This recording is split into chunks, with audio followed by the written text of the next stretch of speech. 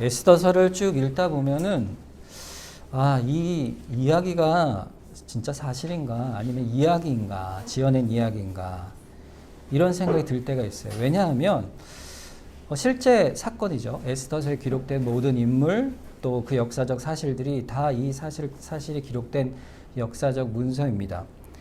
그런데 나름 이런 주장을 할 수 있는 이유가 뭐냐면 너무 이 사건들이 일어난 일들이 이 소설 같은 거예요. 소설 같은 거죠.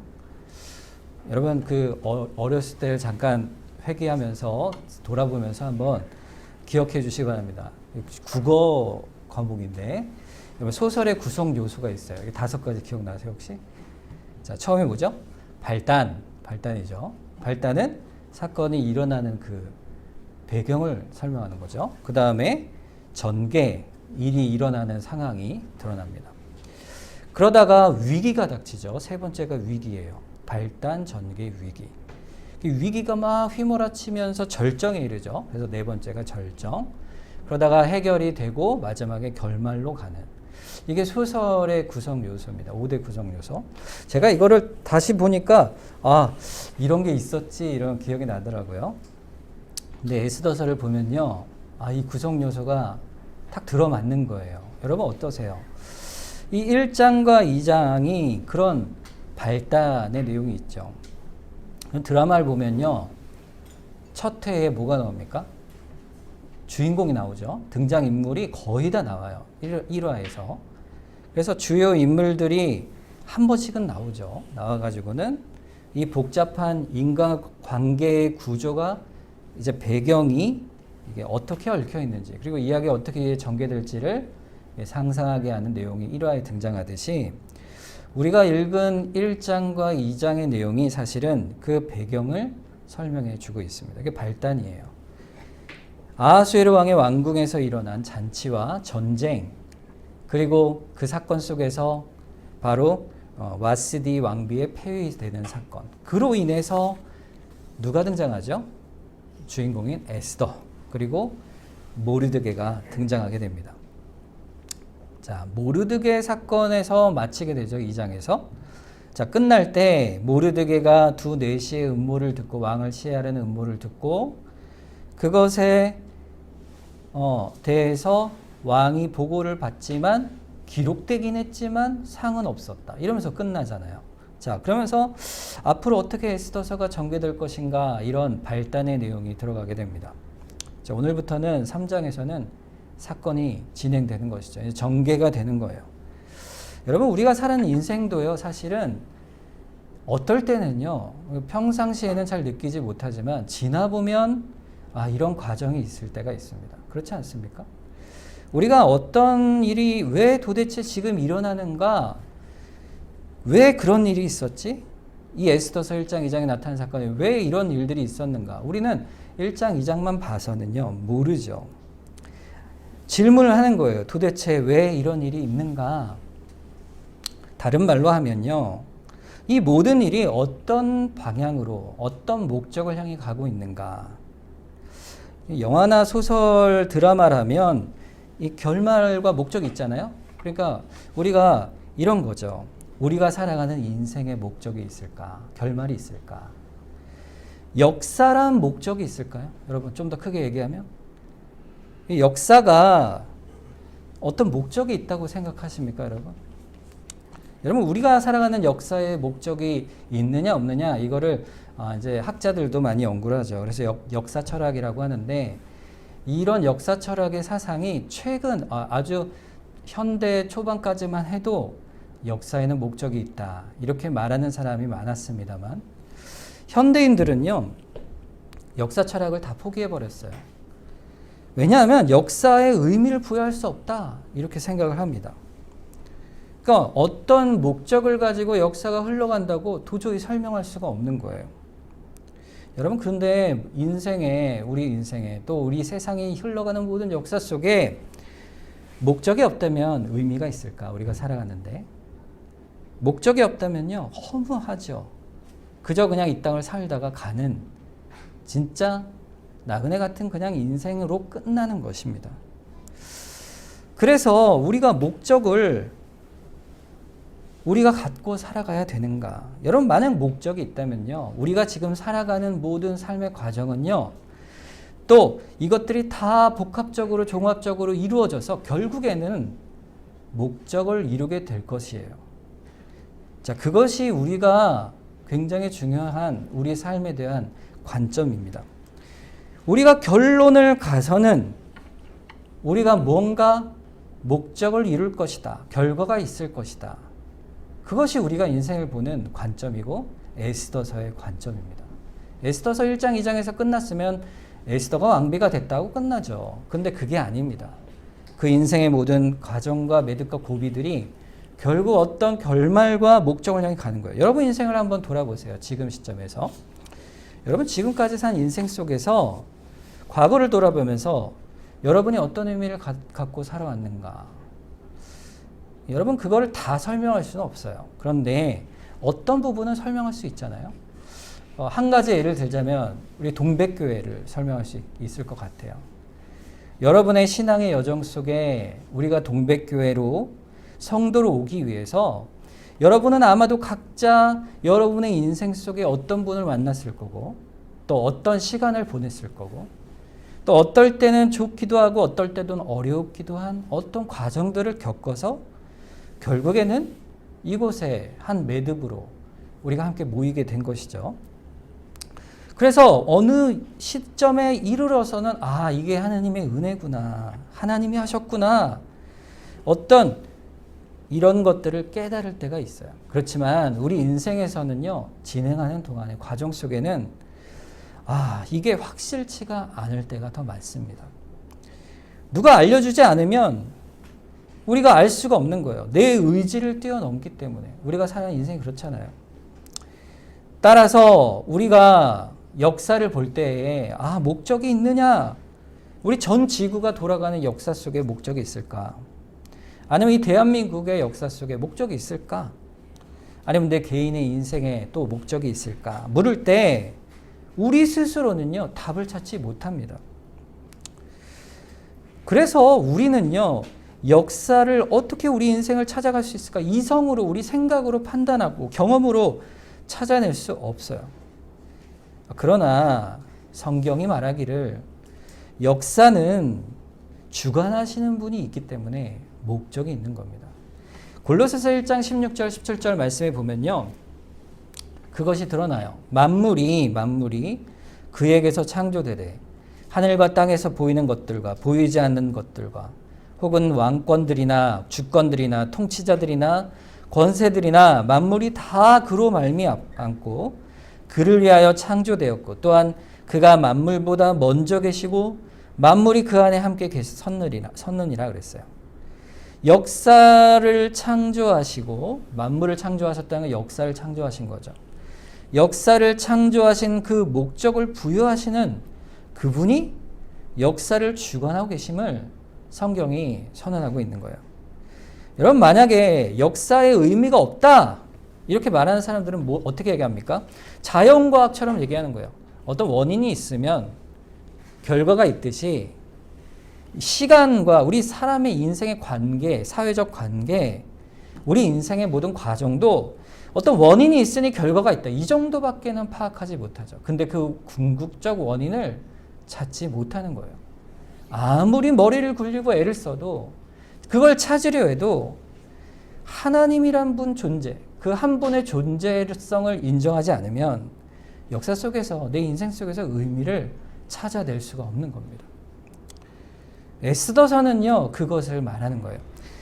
에스더서는 왜 하필 에스더냐? 왜 하필 모르드게고 또 왜 하필 하만이냐?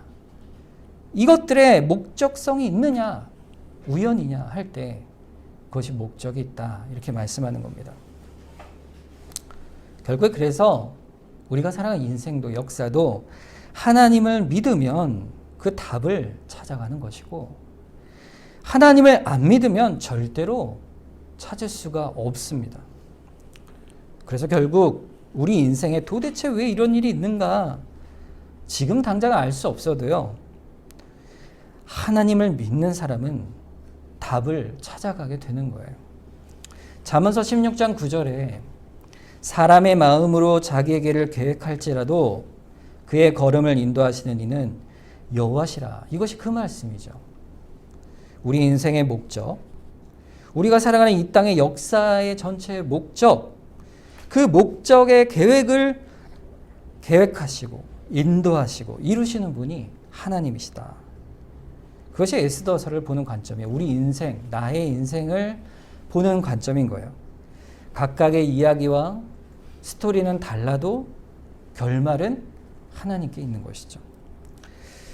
그러니까 여러분, 우리가 드라마를 보거나 영화를 보면요, 그 주인공을 우리가 계속 보면서 이게 마음의 그 희노애락, 닥치는 모든 일들, 우리가 어려움을 보잖아요.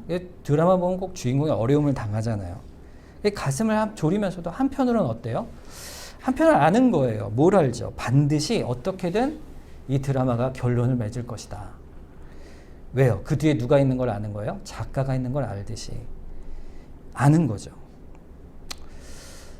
여러분, 드라마를 보면은 또 재밌는 게 있어요. 우리 한국 드라마 특징 같은데 꼭 출생의 비밀이 있습니다. 그렇죠? 근데 보면 재밌게도 에스더서에도 출생의 비밀이 등장해요. 자, 에스더서의 에스더와 모르드게가 어디 출생한 자입니까? 2장 5절에 보면 도성 수산의 한 유대인이 있으니 이름은 모르드게라. 그는 베냐민 자손이니 기스의 증손이요 시므의 손자요 야엘의 아들이라 그랬어요. 모르드게는 어떤 사람입니까? 할 때 그 후손, 누구의 후손인가? 그 족보를 봤더니 기스, 베냐민 족속의 기스. 기스는 사울 왕의 아버지죠. 사울 왕의 후손이에요. 그걸 슬쩍 보여주는 겁니다. 이게 어떤 복선이 깔리는 거죠. 이 모르드게의 출생과 함께 오늘 본문 1절에 보면 극심한 긴장으로 들어가는 한 가지 사건이 등장하죠. 1절에 그 후에 아하수에로 왕이 아각 사람 함무다다의 아들 하만의 지위를 높이 올려 함께 있는 모든 대신위에 두었다 그랬어요. 자, 아각 사람 함무다다. 아각은 아말렉 족속이에요. 이 아말렉 족속 하만이 큰 자리에 이르게 된다. 여기서 나오는 아각 사람 함무다다의 아들 하만이라는 족보가 또 등장하죠. 여기도 출생의 근거가 등장합니다. 그래서 이 두 유다인과 베냐민 족속 사울 왕의 후손과 아각 사람 하만의 아들, 함무다다의 아들 하만이라는 사람이 등장하면서 앞으로 낳게 될 위기가 전개되고 있어요. 여러분, 사실 한번 생각해 보세요. 2장 끝에 사실 누가 이 자리에 이를 수 있었을 것 같으세요? 모르드게 아닙니까? 모르드게가 사실은 왕의 생명을 구하여 왕에게 상을 받았다면 높은 자리에 이르지 않았겠어요? 그런데 오히려 모르드게는 묻히고 하만이라는 사람이 등장하게 됩니다. 여러분, 우리가 내가 누려야 할 어떤, 합당히 받아야 할 어떤 대우를 받지 못할 때도 있죠. 우리가 환난이나 어려움, 또 하나님께 뭔가 열심히 했는데도 불구하고, 뭔가 하나님께 열심히 구하였는데도 불구하고, 어떨 때는 하나님이 왜 나에게 이런 환난을 주시지? 오히려 내가 아닌 나보다 못한 사람, 혹은 원수 같은 사람이 높임을 받을 때가 있어요. 그리고 우리도 그럴 상황이 있지 않습니까? 그런데 우리는 다 이해할 수 없어요. 하나님이 도대체 왜 이런 일을 닥치게 하셨는가?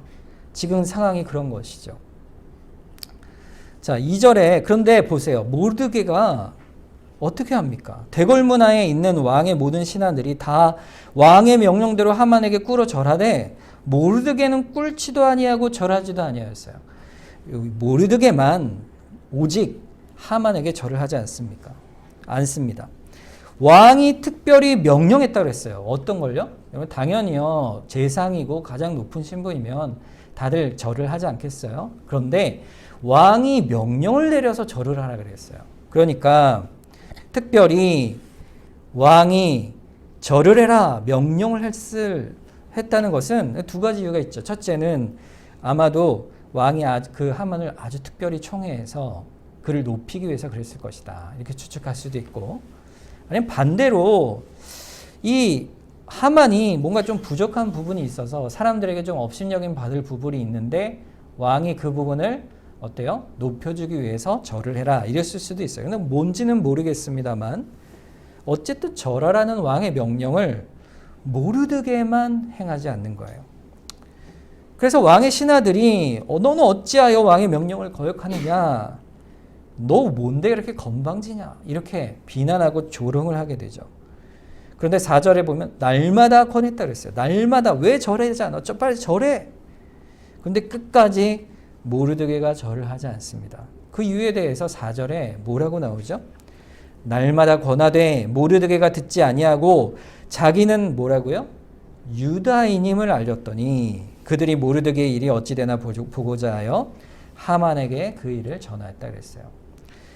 이유가 뭡니까? 모르드게가 자존심이 강해서 나는 절대로 목을 안 굽혀 이렇게 해서 한 것이 아니죠. 이유가 있는 거예요. 나는 유다인이기 때문이다. 이거예요. 유다인이기 때문이다. 이 유다인이 하만, 즉 아각 사랑 함무다다의 아들인 하만에게 절을 하는 것은요.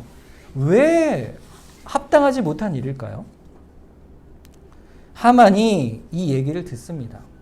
극도로 분노를 해요. 그래서 뭐라 해요? 유다 민족까지도 내가 멸절시키겠다 그래요. 근데 왜 그랬습니까? 유다인이기 때문에 그래요. 그냥 모르드게가 미워서 그런 게 아니고 모르드게의 족속인 유다 족속이 너무 미웠기 때문에 그렇죠. 그 역사적 배경이 있습니다. 그것은 출애굽기 17장 8절부터 비롯된다 볼 수 있어요. 자, 그때에 아말렉이 와서 이스라엘과 르비딤에서 싸우니라 그랬습니다. 이스라엘과 아말렉 족속의 오랜 역사적인 싸움은 여기서 시작이 됩니다. 이 아말렉 족속은 사실 에서의 후손이에요. 에서의 후손인데 어떻게 이렇게 싸움이 시작됐을까? 이스라엘 백성이 모세에 의해서 출애굽을 합니다. 출애굽을 하고 나와서 이 마사 지역의 무리바라는 곳에 물이 없어서 이제 백성들이 아우성을 치죠. 거기서 이제 반석에서 물을 내어 주셔서 이렇게 먹게 하십니다. 근데 그때 아말렉 족속이 이 가나안 땅을 향하는 이스라엘을 향해서 공격을 하게 돼요. 갑자기 덮치는 거죠. 그러자 그들과 전쟁을 해야 되는 상황이 닥친 겁니다. 그때 모세가 그 유명한 기도 장면이 나오죠. 두 팔을 들고 하나님을 향해서 기도를 합니다.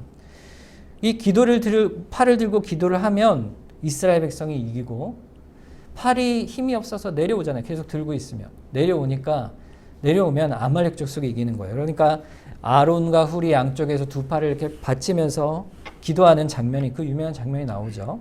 결국 이스라엘이 아말렉을 이기게 됩니다. 그때 하나님께서 14절에 이렇게 말씀하세요. 여호와께서 모세에게 이르시되 이것을 책에 기록하여 기념하게 하고 여호수아 귀에 외워 들리라. 내가 아말렉을 없이하여 천하에서 기억도 못하게 하리라. 하나님이요 아말렉 족속을 없이하겠다 하셨어요.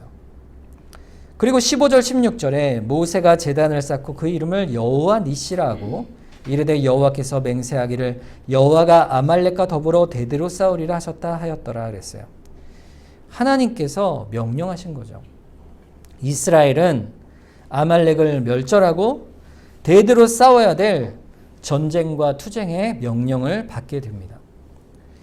이때 승리를 기념하여서 아말렉을 승리한 것을 기념하여서 그 유명한 여호와 니시, 여호와의 깃발이란 그 말이 등장하게 되는 것이죠. 그러니까 아말렉과 이스라엘은 첫 시작부터 하나님의 백성으로서 하나님을 대적하는 아말렉과의 싸움으로 시작이 됩니다. 그게 역사의 시작이에요. 여러분 아까 하만이 누구의 아들이라고 그랬죠? 함무다다의 아들이라고 그랬죠? 이 함무다다 앞에는 또 누가 붙어요? 아각 사람 함무다다가 붙죠. 이 아각은요 사실요 아말렉 왕의 호칭이에요. 아말렉 왕의 호칭. 그러니까 애굽에는 바로가 있듯 아말렉은 아각이 있습니다. 그러니까 이 하만은요 아말렉 족속 왕가의 사람이에요. 왕족 사람이에요. 자, 근데 반대로 보세요.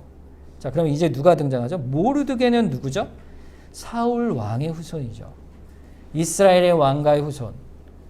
또 아말렉의 왕가의 후손이 결국에는 이 두 백성의 싸움에 중심에 있는 거예요. 민족 간의 갈등처럼 보이지만 하나님의 백성과 그에 대적하는 하나님을 대적하는 원수의 싸움, 그 영적 싸움을 대표하는 것이 바로 유다와 아말렉 족속의 싸움인 것입니다.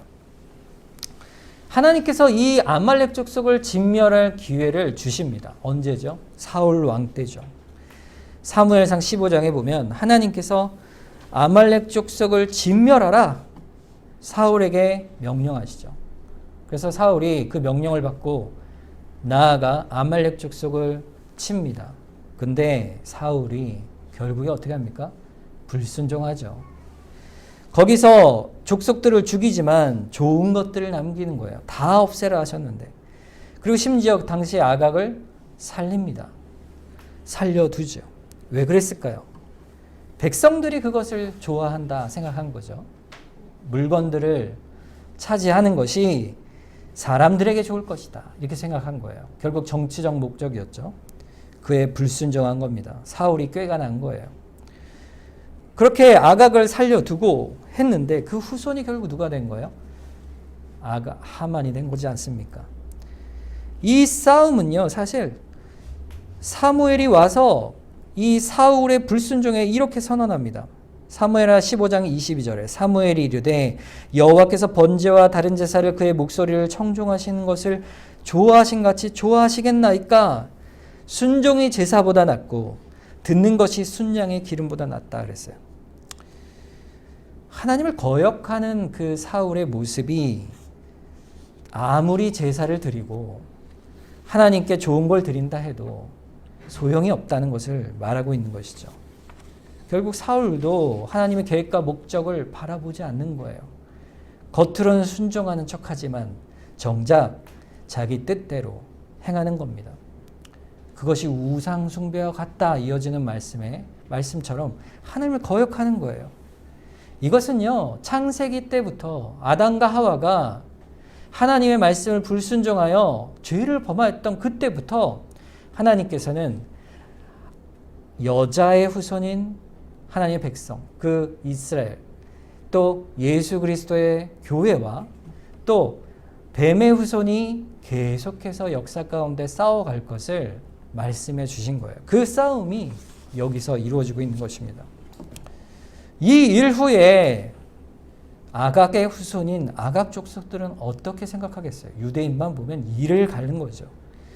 치욕을 느끼는 겁니다. 이스라엘의 원수가 된 거예요. 그 일을 잊을 수가 없는 겁니다.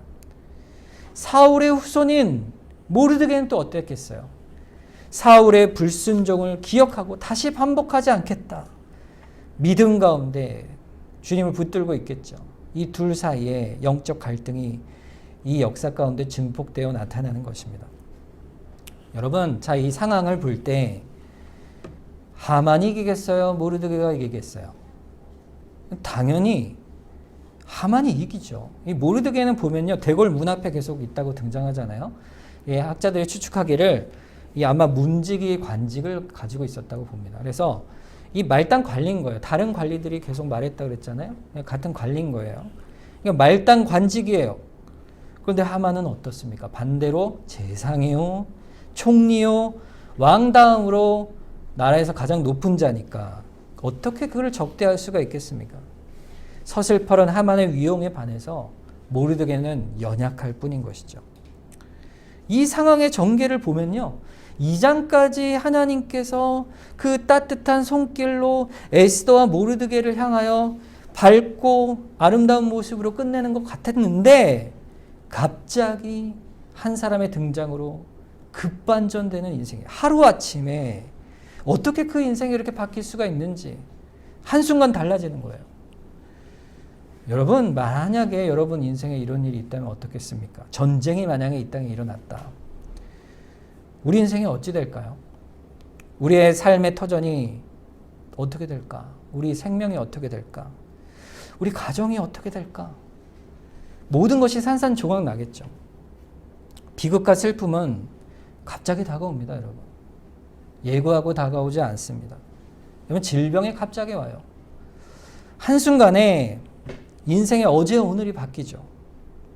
사고도요, 예외 없이, 예고 없이 한순간에 일어납니다. 전쟁도 그렇죠. 그때 우리가 버틸 수 있을까? 탈출구가 있을까? 막막하고 절망감이 있죠. 이때 절망이 닥치는 거예요. 하만이 유대인을 결국 다 멸하고자 합니다. 다 멸하고자 해요. 본문 7절에 보면요. 하만의 계획이 등장하죠. 아하수에로 왕 제12년에 첫째 달 곧 니산월에 무리가 하만 앞에서 날과 달에 대하여 부르 곧 제비를 뽑아 12째 달 곧 아다로를 얻었다 그랬습니다. 제비를 뽑는다는 거는 뭐예요? 점을 친 거죠. 그러니까 즉시 사실 하만의 권력으로 왕에게 말해서 즉시 멸할 수 있는데 그렇게 하지 않아요. 그러니까 자기가 가장 좋은 날을 뽑은 거죠. 근데 언제가 뽑힙니까? 첫째 달 뽑았는데 12번째 달 뽑았으니까 약 11개월의 텀을 가지게 되는 거죠. 그리고 그 해가 언제입니까? 아하수에로 왕 12년이라고 그랬어요. 이때는요. 그럼 왕비 에스더가 있지 않습니까? 이렇게 얘기할 수 있잖아요. 왕비도 있으니. 그런데 에스더가 왕비가 된 해는요. 에스더서 2장 16절에 보면 아하수에로 왕 제7년이라 그랬어요. 그러니까 몇 년이 지났죠? 5년이 지난 거예요. 5년. 그럼 아하수에로 왕이 에스더만 너무 사랑해서 5년 동안 지냈을까요? 그렇지 않습니다. 2장 19절에 보면요. 이렇게 돼 있어요. 처녀들을 다시 모을 때에 이렇게 됐죠. 에스더를 이미 간택하여 왕후가 된 후에 여전히 처녀들을 다시 모았다. 이 말은 뭡니까? 여전히 계속 처녀들을 모아서 왕의 방탕한 생활을 이어갔다는 것이죠. 결국에는 왕은 에스더를 자주 찾지 않았을 겁니다. 왕과 거리가 멀어진 것이죠. 이렇게 상황이 하만에게 기울어 가고 있는 것이에요. 이 하만이 이제 왕을 찾아갑니다. 제비를 뽑아서 아예 날까지 정한 뒤에 이제 왕을 찾아가 그 죄명을 고하게 되죠. 8절에 하만이 아하수에로 왕에게 아뢰되 한 민족이 왕의 나라 각 지방 백성 중에 흩어져 거하는데 그 법률이 만민의 것과 달라서 왕의 법률을 지키지 아니하오니 용납하는 것이 왕에게 무익합니다. 죄명이 뭐죠? 무슨 법이요? 왕의 만민의 법과 다르다. 그들의 법이. 그 법이 뭡니까? 하나님의 법이죠. 율법을 따라 살아가는 그 사람들, 유대인들을 말해요. 근데 그들이 세상의 법을 지키지 않고 살아갑니까? 아니잖아요. 그런데 그것을 꼬투리 잡고 세상은 이해하지 못하는 하나님의 법을 꼬투리 잡아서 결국에 그들을 죽이고자 하는 계략을 펴니다. 그래서 아하수에로 왕에게 구하는 거죠. 9절에 왕이 옳게 여기시거든 조서를 내려 그들을 진멸하소서. 내가 은 1만 달란트를 왕의 일을 맡은 자의 손에 맡겨 왕의 금고에 드리겠습니다.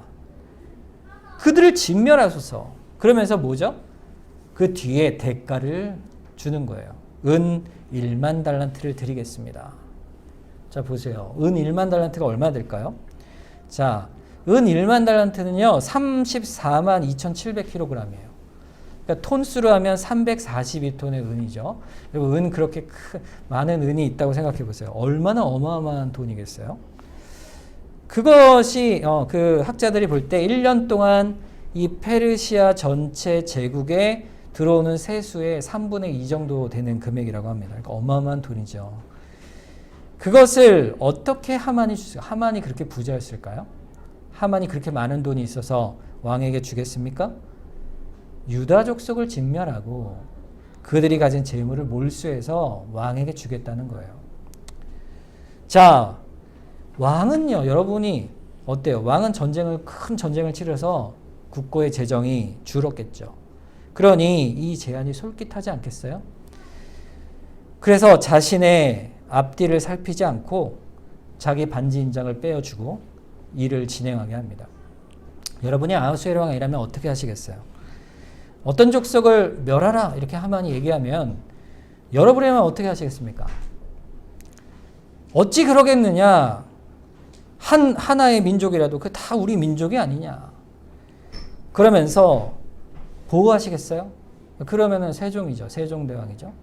그런 마음이었겠죠. 그런데 그게 아니죠. 그러면 최소한이라도 아니 그러면 뭐 어떤 내용이지 그 민족이 도대체 누군지 한번 살펴보자. 그 상황과 신원을 파악해야 되지 않겠습니까?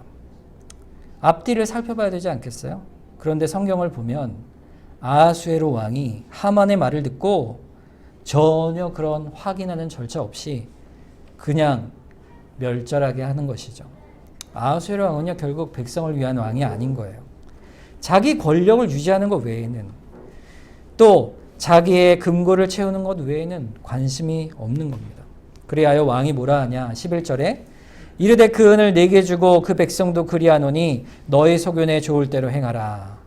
이게 은을 너에게 준다는 말은요 하만에게 은을 가져라 이 말이 아니고 네가 알아서 처리해라 이렇게 한 거예요. 그러니까 하만이 결국 왕의 체면을 세워 은을 왕에게 바치게 되는 것이죠.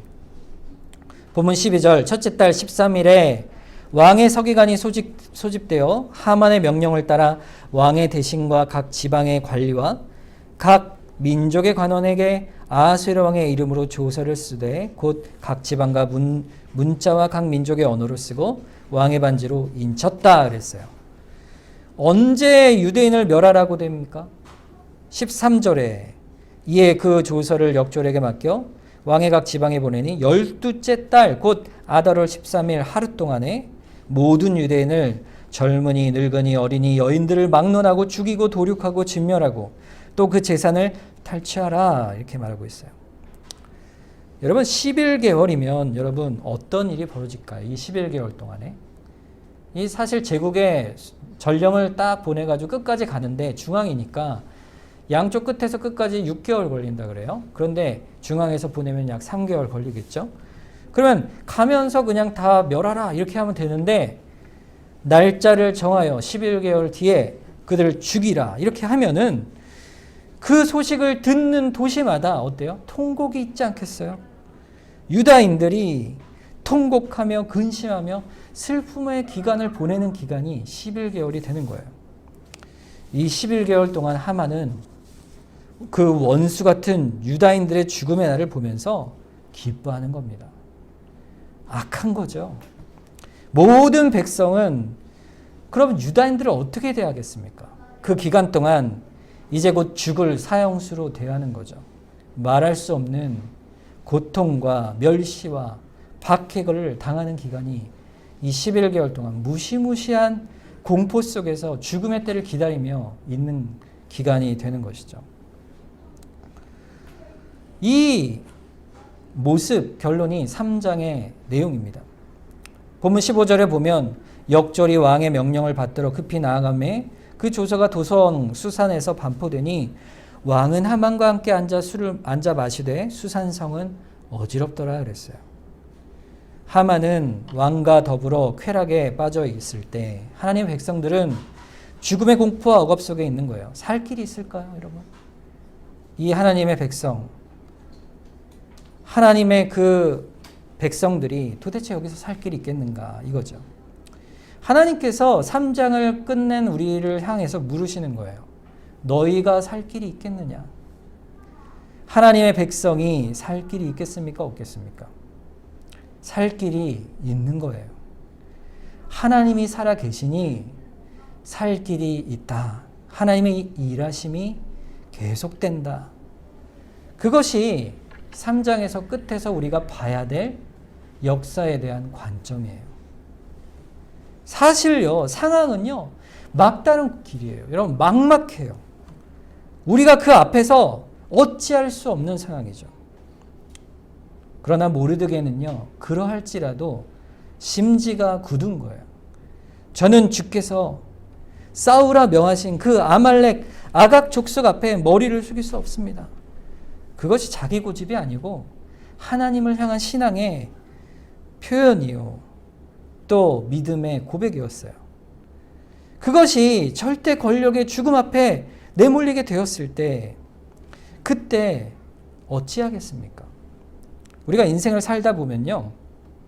평안하게 살 때가 있죠. 어느 순간에 그러나 슬픔과 아픔과 두려움이 바뀌는 그런 경험을 할 때가 있습니다. 심지어 신앙의 심지가 있어서 굳게 신앙을 지킬 때 그 일이 닥칠 때가 있어요. 그 일을 경험할 때가 있어요. 그런 일들은 우리 결정이 아니고 우리 인생을, 우리 역사를 다스려 가시는 사실은 하나님의 손길 안에 있음을 여러분 꼭 기억하시길 바랍니다. 오늘까지 괜찮았던 내 인생인데 한순간에 모든 게 재산이 날아가거나 건강이 해치거나 혹은 우크라이나 전쟁처럼 전쟁이 일어난다. 이 상황 속에서 닫혀진, 막혀진 절대 세상의 권력 앞에 옴짝달짝할 수 없는 상황에 옥죄면 살 길이 있겠는가 싶을 때 기억하라는 거예요. 이 역사는, 우리 인생은, 이 되어지는 인생의 어려움도 절대로 우연히 된 일이 아니다. 그것을 아는 겁니다. 그것을 아는 거예요. 모르드게에 닥친, 유다인에게 닥친 그 일은요, 결코 우연히 이루어진 게 아니에요. 거스를 수 없는 운명의 희생양이 되는 게 아니에요. 그럼 뭘까요? 이 극적인 변화의 단계 하나하나는 하나님의 손길 안에 있는 것입니다. 한편 그 손길 속에 특별히 교인들은 영적 상황을 생각한다면 하나님의 교회를 핍박하는 수많은 악한 손길과 대적 속에서 항상 우리가 노출되어 있다는 사실을 기억하시기 바랍니다. 사람이요, 우리 신앙생활 하다 보면 그런 일들이 닥칠 때가 분명히 있습니다. 하나님이 언제나 기쁨을 주시고 언제나 평화를 주시면 얼마나 좋겠어요. 그런데 어려움도 주시고 고난도 주시고 그렇게 인생을, 우리의 신앙을 바꾸어 가시기도 합니다. 왜요? 한 가지 목적이 있기 때문에 그렇습니다. 신앙인은 그 가운데, 역사와 인생 가운데 역사의 목적이 있는 거예요. 그 인생의 목적이 뭘까요? 하나님의 손길의 목적은 로마서 8장 28절 29절이에요. 우리가 알거니와 하나님을 사랑하는 자, 곧 그 뜻대로 이 부르심을 입은 자들에게는 모든 것이 합력하여 선을 이루게 한다 그랬어요. 그 선이 뭘까요? 29절 말씀이죠. 하나님이 미리 정하신 자들을 또한 그 아들의 형상을 본받게 하기 위하여 미리 정하셨으니 이는 그로 많은 형제 중에서 맏아들이게 되게 하려 하심이라 그랬어요. 하나님이 우리에게 이루시는 역사의 선은 우리로 하여금 하나님의 아들의 형상을 닮아가게 하시는 거예요. 다른 말로 하면 우리를 하나님의 자녀로 삼으시는 거예요. 하나님 나라의 백성으로 삼으시는 거예요. 그 일을 위해서 하나님께서는 절대로 우리를 인생의 이 역사의 기간 동안에 잃어버리지 않으신다 그랬어요. 시편 78편 52절에 보면 그가 자기 백성은 양같이 인도하여 내시고 광야에서 양떼같이 지도하셨다 그랬어요. 하나님은 자기 백성을 양처럼 인도하신다. 마치 광야와 같은 인생에도 그 양떼를 끝까지 붙들고 인도하시는 거예요. 예수님이 그분이시죠. 우리의 목자시잖아요. 예수님이 이렇게 우리에게 말씀하십니다. 요한복음 6장 39절에 나를 보내신 이의 뜻은 내게 주신 자 중에서 내가 하나도 잃어버리지 아니하고 마지막 날에 다시 살리는 이것이니라 그랬어요. 우리의 심지의 굳음이 어디 있습니까? 이 주의 약속 가운데 있죠. 우리 믿음의 줄기를 어디서 붙잡습니까? 이 주님께 붙잡는 거예요. 주님께서 나를 잃어버리지 않으시겠다. 결코 그 인생을 붙드셔서 끝까지 하나님의 목적을 이루시겠다. 하나님의 자녀 삼으시고 영원한 복락을 누리는 영생과 그 영광을 우리에게 주시겠다. 그 소망을 절대로 놓지 않게 우리를 붙들어 내시는 거예요. 그럼 그 증거가 뭘까요? 어떻게 그걸 알 수 있어요? 그 넉넉한 우리를 붙드시는 인생의 사랑의 증거는요, 바로 교회예요, 교회. 우리가에게 교회를 주신 그 한 가지 사실은요, 영적 관점에서 넉넉히 주시는 하나님의 사랑의 증거예요. 여러분, 교회를 통해서 하나님께서 여러분을 양떼로 인도해 가세요. 말씀을 통하여 가르치고 듣고 말씀의 은혜에 감격하여 순종하여 가게 하시고, 우리가 말씀에 불순종하면 우리를 돌이키게 하시고 또 징계도 하시고 또 격려하셔서 우리를 이끌어 가시는 거예요. 우리 영혼을 하만과 같이 절대 권력, 세상의 권력, 그런 권력을 가진 자들의 억눌리게 하실 때도요, 하나님은 그 권력을 제한적으로 두시는 거예요. 그럼 마귀도요, 스스로 힘을 갖는 게 아니죠. 하나님께서 제한된 권력을 주실 뿐이에요. 결국 우리를 건드릴 수 없는 거예요. 하나님께서 우리에게 주신 부활 생명, 영원한 생명을 절대로 건드릴 수가 없는 거예요. 이 나라가 어떻게 되든지, 이 지구가 반조각이 나든지, 그런다 할지라도 내 인생에는 하나님께서 우리의 양떼를 보존하시는 완전한 역사를 결국 이루어 가심을 믿으시기를 바랍니다. 다윗이 그 어둠 속에서 빛을 비추시는 하나님의 은혜에 대해 이렇게 고백해요. 우리 시편 40편 2절 3절 마지막으로 한번 같이 한 목소리로 한번 읽으면 좋겠습니다. 시작. 나를 기가 막힐 웅덩이와 수렁에서 끌어올리시고 내 발을 반석 위에 두사 내 걸음을 견고하게 하셨도다.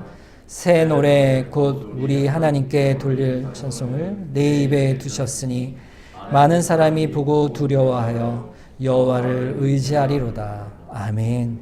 이것이 우리의 중심, 심지에 굳게 가질 믿음의 고백입니다. 내 걸음 견고하게 하시고 나를 반석 위에 두셔서 그 웅덩이와 수렁에서 끌어올리시는 우리 주님이시다. 그의 찬송이 우리에게 있는 것입니다.